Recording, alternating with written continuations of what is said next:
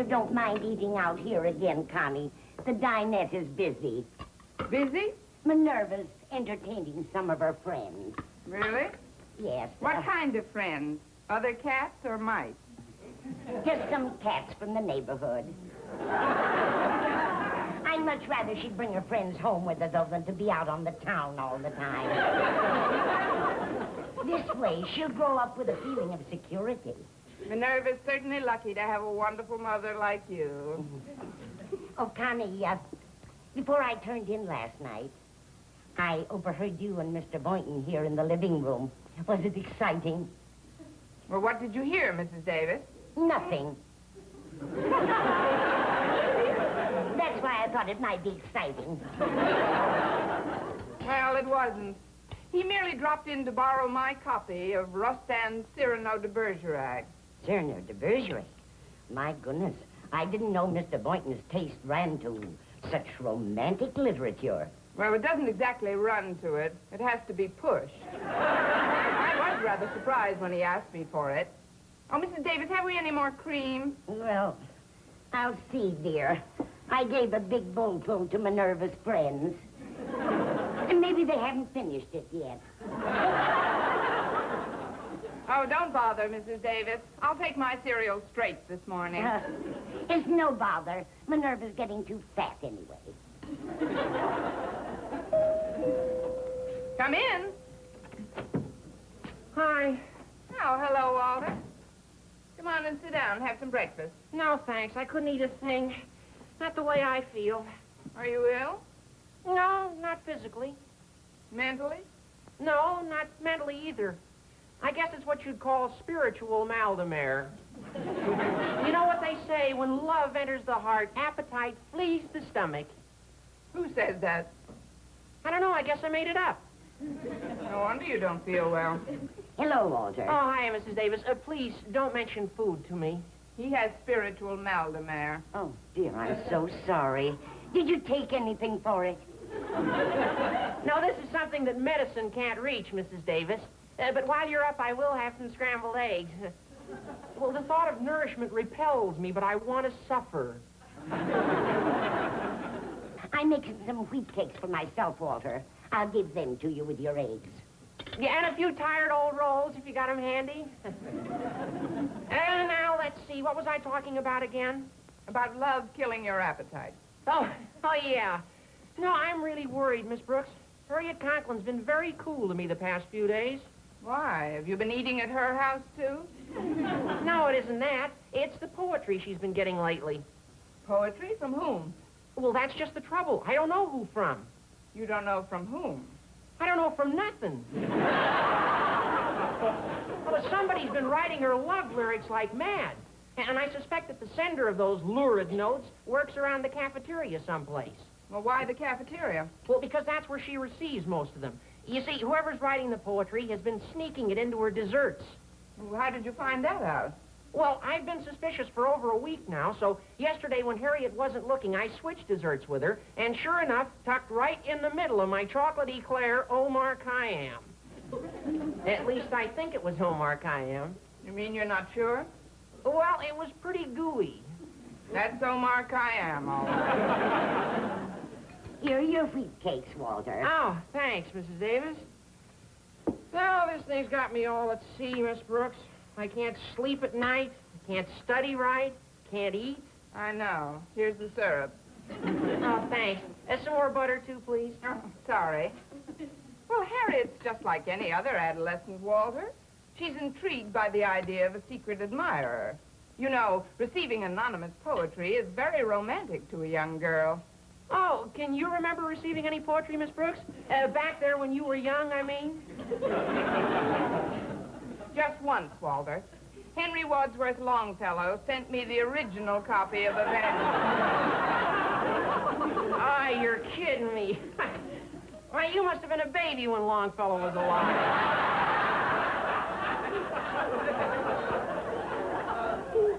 I was big for my age. You know, Walter, there's only one thing left for you to do, and that is beat this unknown rival at his own game. Well, you mean that I should send her some anonymous poems and then later on tell her it was me all along? Exactly. Then There, now don't you feel better? Yeah, I certainly do. Here are your eggs, Walter. Oh, thanks, Mrs. Davis. And say, on second thought, I think I will have some breakfast. What do you got in the house? Well, Careful, Mrs. Davis. If you mention Minerva's friends, they're cooked.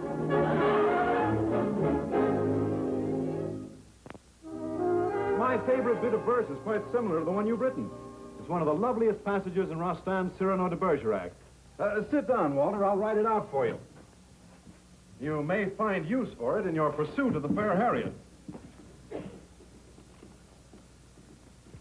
Oh, gosh, you certainly have beautiful handwriting, Mr. Boynton. Why, Harriet Conklin practically swoons every time you write the questions on the blackboard. But please, don't bother writing it out. I'm sure she'd prefer my poem, really. Well, all right, Walter. But the Cyrano passage is pretty good, too. It goes like this. Your name hangs in my heart like a bell tongue. And evermore with love I tremble. And the bell swings, and then your name rings out. And everything you do lives in my heart.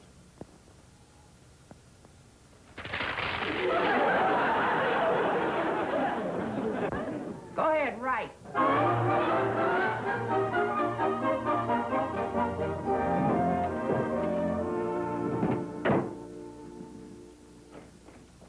Busy, Miss Brooks? Oh, I was just going to sharpen these pencils, Harriet, but what's new? Oh, plenty. I just found another poem that was smuggled into my history book, Miss Brooks. And I know who put it there. At last, I know who my secret admirer is. Really, Olivia? I mean, Harriet? How did you find out? Oh, I recognize his handwriting. Every time I've seen it, I've practically swooned. At first, I couldn't believe it, but then I said to myself, why not? Men get crushes just like girls do. Sometimes worse. It's very hard for me to tell you this, Miss Brooks. You know how I've always rooted for your romance. You've been right on the 50-yard line, Harriet. But, well, this thing is bigger than you and me, Miss Brooks. It's bigger than all of us. Well, maybe we can chop it down to size. Whom do you think is the history book smuggler? Well, he's older than I am, Miss Brooks. Do you think an older man could become infatuated with a woman my age? It happens every day in the Ozarks. Now, I don't mean to tease you about this thing, Harriet, but you're a very sweet, sensitive girl, and I wouldn't like to see you hurt. As a matter of fact, the first man I had a crush on was older than I was, and because of the difference in our ages, the romance got nowhere. How old were you both? Well, as I recall, I was 14, and he was 68. I was pretty sensible about it, though. I finally figured out that by the time I had come of age, he would have already went. And don't quote me to my English class. Oh, now you're teasing me, Miss Brooks, and this is a very serious matter. I've got to let him know that I know who he is. Well, how are you going to do that? Oh, in a very subtle manner. I'm just going to hand back his poem to him without saying a word, and then he'll know that I know. Oh, can I borrow this envelope, Miss Brooks? I don't want to lose it before I meet him. Oh, help yourself, Harriet. It's just the one my allotment of report cards came in. I'll have to continue this discussion later, dear. I've got to sharpen these pencils. Oh, sure. Poor Miss Brooks. But that's life, I guess. The eternal triangle. Oh, good morning, Harriet. Have you seen Miss Brooks? Oh, Mr. Boynton. Dear Mr. Boynton. Here, Mr. Boynton. Au revoir, Mr. Boynton. Huh? Harriet, what's in this envelope?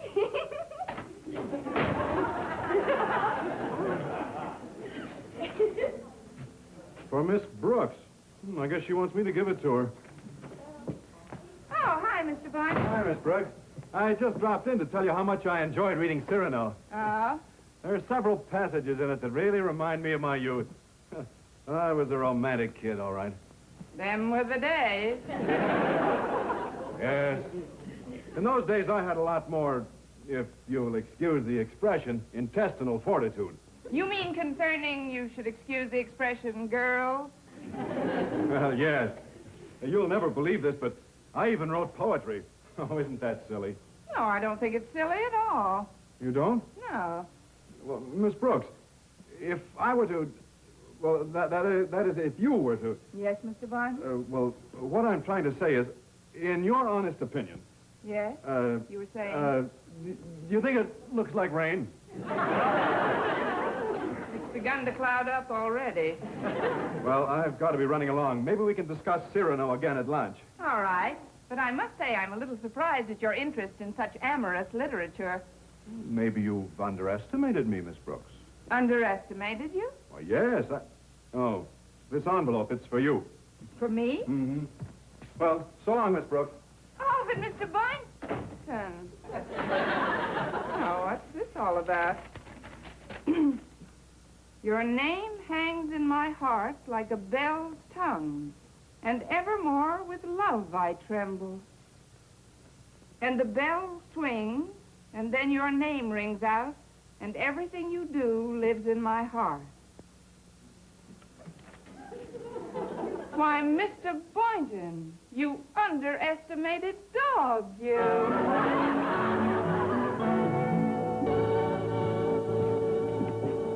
All set, Miss Brooks.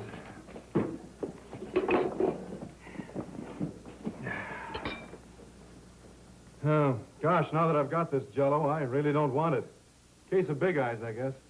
Well, they'll do until a big pair comes along. Maybe you'd like it, Miss Brooks. Oh, thanks, Mr. Boynton.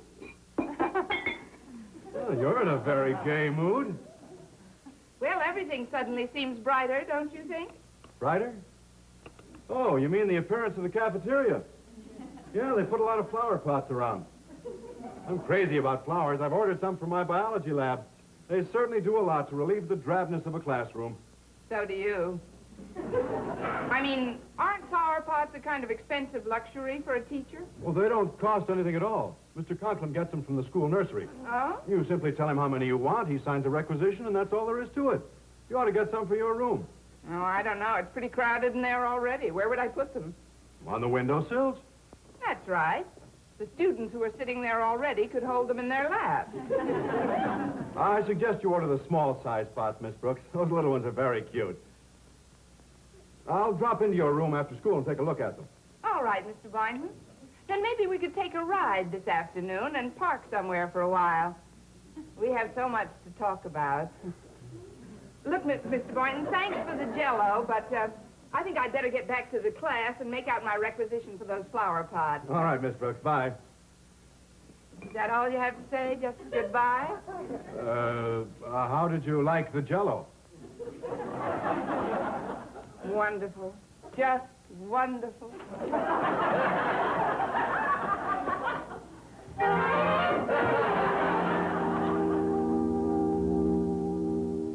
So, I would like a dozen small flower pots for my room. Me, Bones. Oh, how are you, Bones? Oh, I ain't so good, Miss Brooks.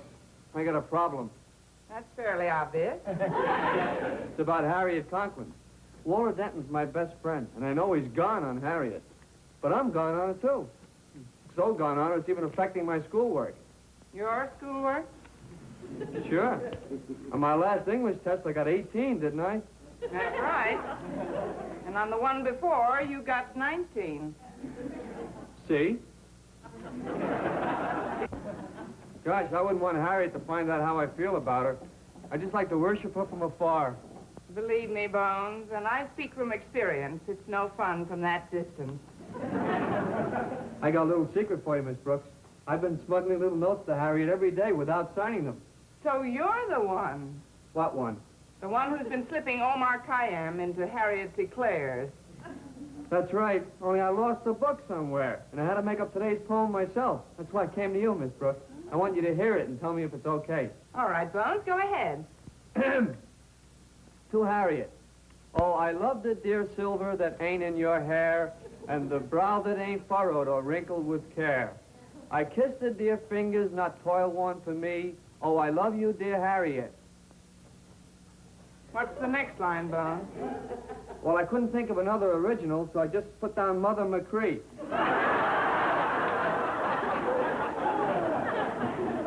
Well, what's your honest opinion of it, Miss Brooks?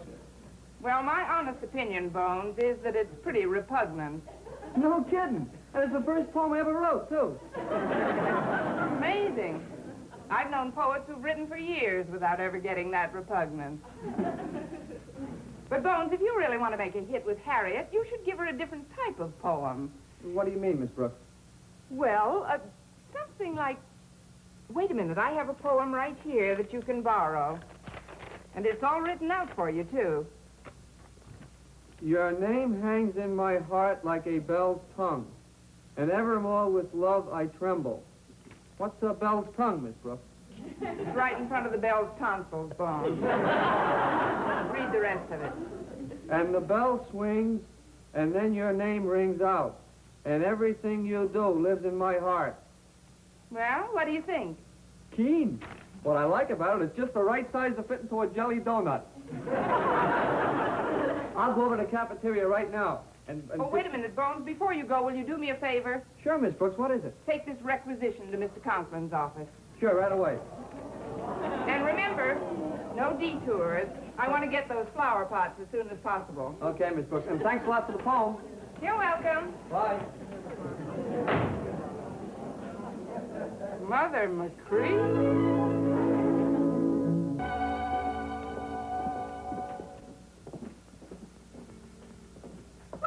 Bone Snodgrass. Oh, gosh, Harriet. Just the one I wanted to see. Harriet, even though you're Walter's girl, well, what I mean is, gosh, oh, Harriet, I can't help it. I just got to tell you how I feel about you, Harriet. Harriet, I think you're repugnant. What? Yeah, I felt it right from the start. Harriet, there's something I want you to have. Here, take it. Hi, Harriet. Bones? Hi, Walter. Hi, well, I can't talk to you right now. I have to run over and deliver a message as soon as I have lunch. Goodbye, Harriet. So long, everybody. What's the matter with him? Golly, I don't know. He seems awfully mixed up. First he told me I was repugnant, and then he gave me this note. A note? What does it say? Let's see. Well, I don't understand it. It says, I would like a dozen small flower pots for my windowsill. I have summoned Miss Brooks, Bones. Now then, tell me, you're positive Miss Brooks told you to give this note to me? Yes, sir. I see. That will be all, Bones. Thank you. Yes, Mr. Conklin. Goodbye, sir. Incredible. Me?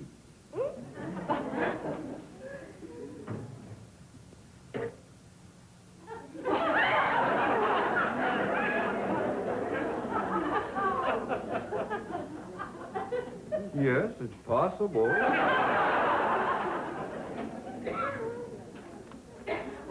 Your name hangs in my heart like a bell's tongue, and evermore with love I tremble.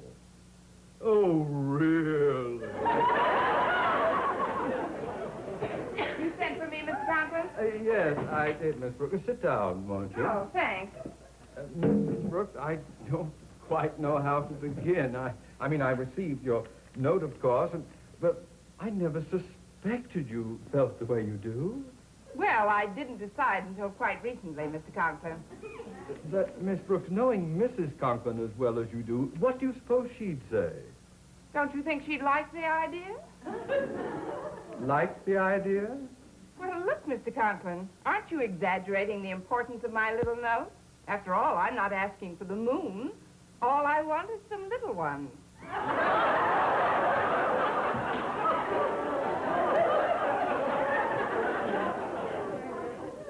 Little one?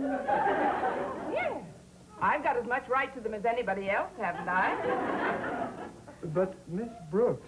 Well, if a dozen is too many, I'll settle for 6. But if you don't mind, I'd like to have them by the end of the day. Miss Brooks, you have been working very hard recently, and I know conditions here aren't too good. That's one of the reasons I want them. Let me review this request. You say you want 6 little ones by the end of the day? Yes, I'd like to string them along my windowsill. String them along your windowsill? Well, that's better than letting them lie around in the nursery, isn't it? Miss Brooks, what are you talking about? Flower pots. I want you to sign that requisition for me, Mr. Conklin. Requisition? I haven't got any requisition. Here's what Bones brought me.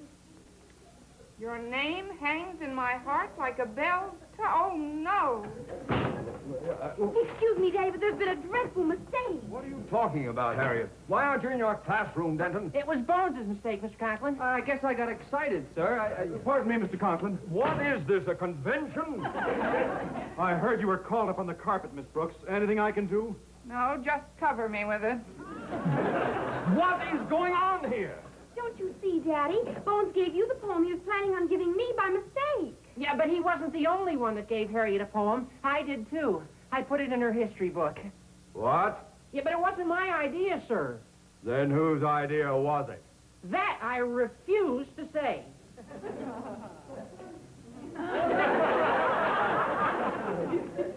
They take women in the Foreign Legion. I have had just about enough of this nonsense. Now clear out of my office, all of you. And here, Bones, take this ridiculous poem with you. Well, it ain't mine, sir. Miss Brooks gave it to me. Here. Oh, but Mr. Boynton gave it to me. Here. Well, Harriet gave it to me here. Walter gave it to me here. Mr. Boynton gave it to me here. Well, the last one to the incinerator is a bell's tongue.